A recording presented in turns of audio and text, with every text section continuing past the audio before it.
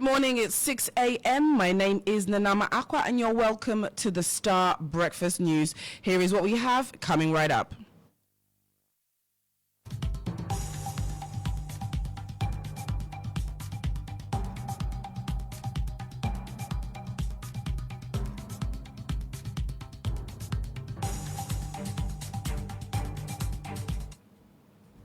Now, governance analyst has described as unfortunate fallout from 2024 general elections as he questions basis on which some declarations were made by the EC. Still to come, MP-elect for Ablekuma North constituency, Irabana Obin, vows to resist attempts by NPP parliamentary candidate Nana Owusu-Efriye to subvert the will of the people in just-ended parliamentary contest as EC suspends recollation. And on the international front, Cyclone Chido kills 94 people in Mozambique. We've got this and more coming right up.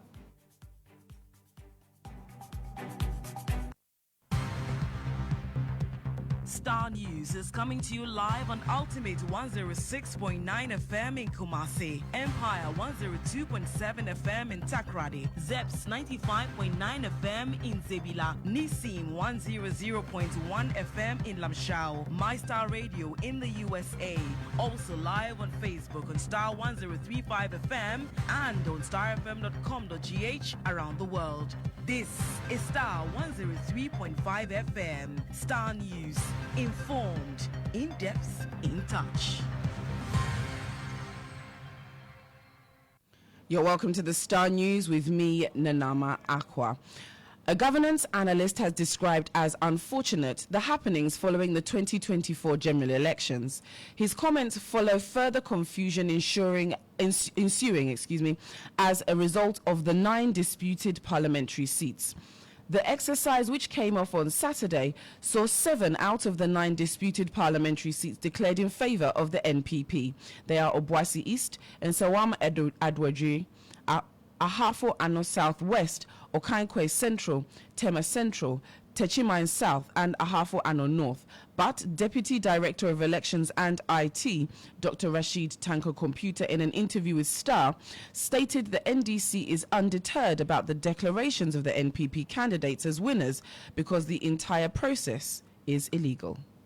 We are not going to party to it, and we are telling them that whatever they will come out with will be soon overtaken. It's an illegal process, and we are calling on everybody to remain calm.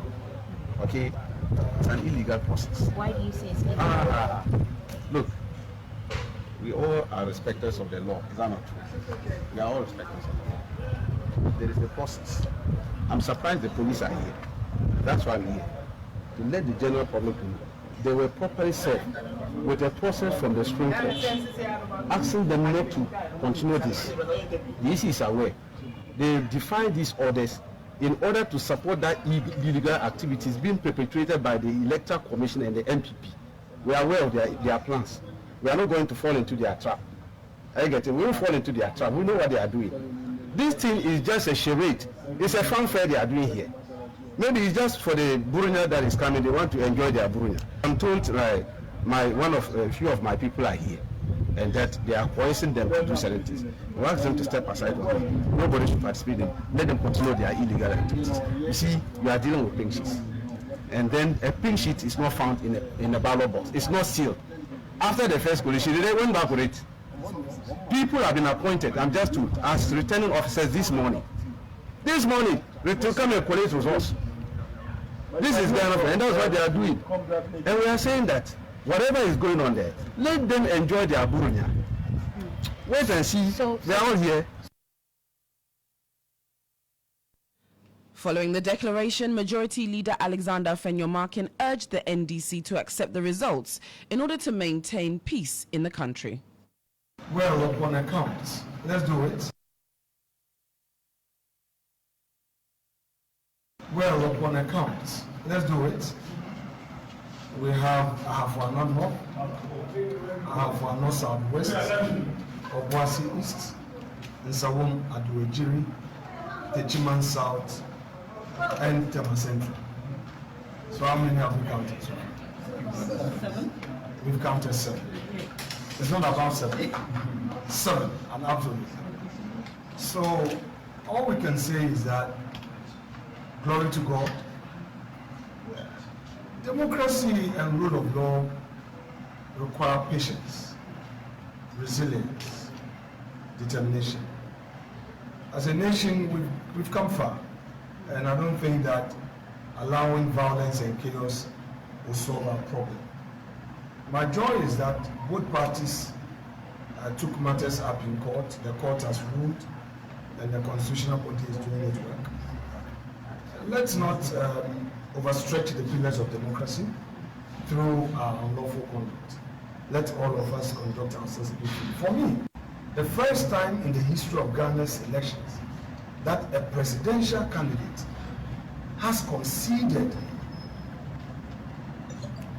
long before the official declaration. We've never seen this in our history. So for me, that is one thing that we should all emulate.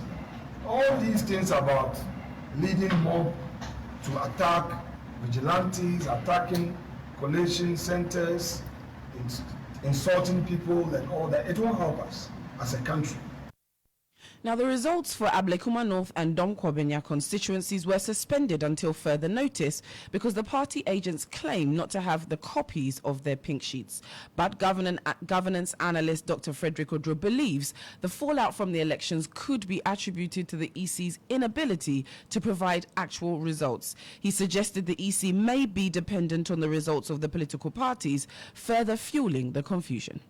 And so we all expect to go by the principles of rule of law. We will have this challenge. It's very unfortunate that we've had an election that the ruling government lost fair and fair. However, election cannot be only free and fair, only when the minority party wins. It should be fair to all sides of the political divide. And I think the failure by political actors to abide by rules and regulations is what has led us to this point. I mean, it all happened on the election night when there was a press conference by the NDC that they are supposed to go to the coalition center. But they had absolutely no role to play. And they were talking about people are bringing in new ballot papers to count and all that. Things, that accusation that were baseless. And all these challenges erupted. They stopped destroying ballot papers, destroying things sheets and electoral materials and the like.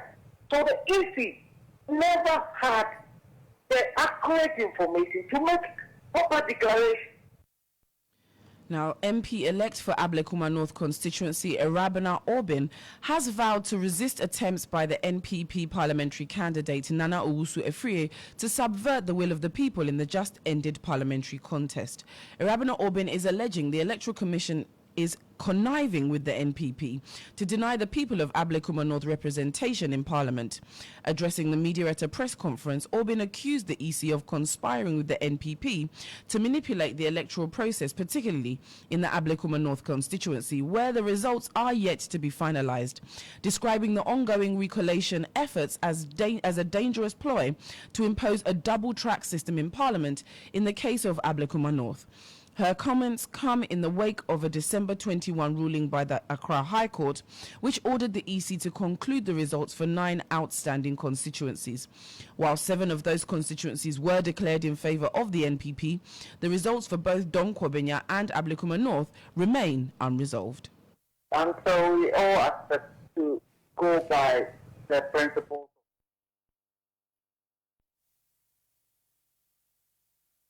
There's a declaration and a party isn't satisfied, the courts are open to them. If Erabena Orbin of the NDC has been declared MP-elect and the NPP candidate feels dissatisfied, why isn't she assessing the courts with her evidence and her case and whatever? This way, I think we are testing the law rightfully. But they are refusing to use the system they themselves have put in place. It means there's a problem somewhere, that is one. Secondly, the returning officer for Ablekuma North constituency from the onset made it known to all parties involved, and I'm sure his bosses wouldn't be an exception, that they didn't have the full complement of the pink sheets covering all 281 polling stations in Ablekuma North. And this is how come 219 that were certified by all three parties, he declared based on that. So he didn't do the declaration under duress. The media houses were there.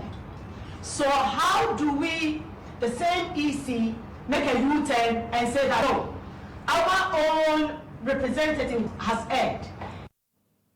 Meanwhile, former Foreign Affairs Minister Hannah Tete has cautioned the Electoral Commission to review its conduct and purge itself in subsequent elections. Engaging journalists during an NDC Youth Wing Thanksgiving event, the Special Representative of the UN Secretary General to the African Union and head of the United Nations Office to the African Union said the elections management body must learn lessons from the backlash it continues to receive from the public and reset its operations and posturing. I think it's unfortunate because what has happened is that, again, over a period, this was not a one-day event. The way in which they have engaged has not exactly allowed people to have confidence in their objectivity and neutrality. And I think that one of the lessons learned of the Commission after the election should be how do they also do a reset? Because if they don't do a reset, I really worry as to what people's perceptions will be of the Electoral Commission's, again, neutrality and competence in the elections that we have coming in the future. Still on election-related matters, security analyst Adib Sani is warning the EC against actions that may compromise the country's democracy. He believes the EC's actions have been in bad faith, which is a recipe for disaster.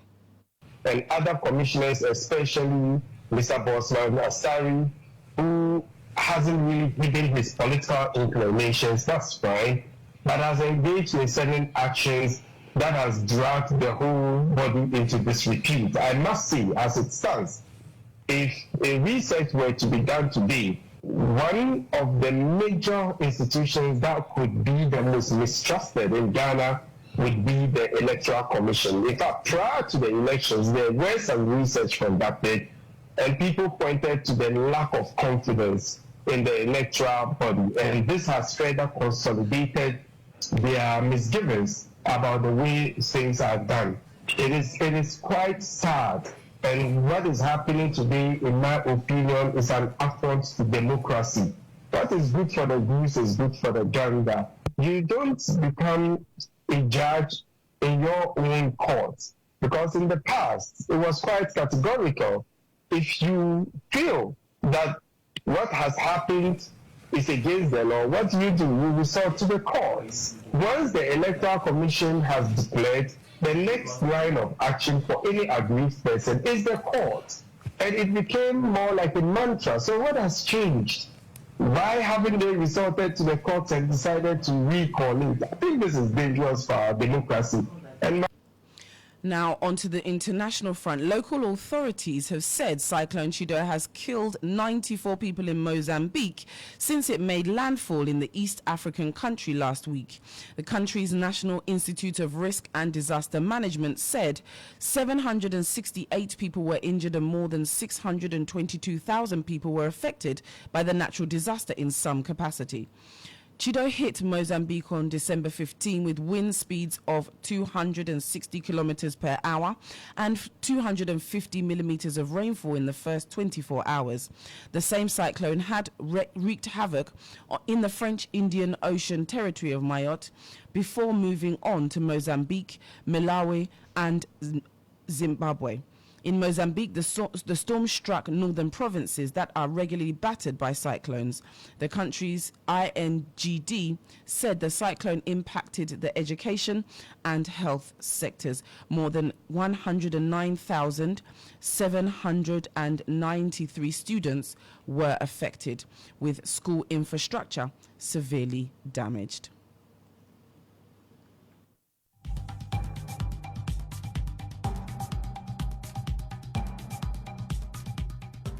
Thank you so much for tuning into the Star Breakfast News. My name is Nanama Akwa. Enjoy your day.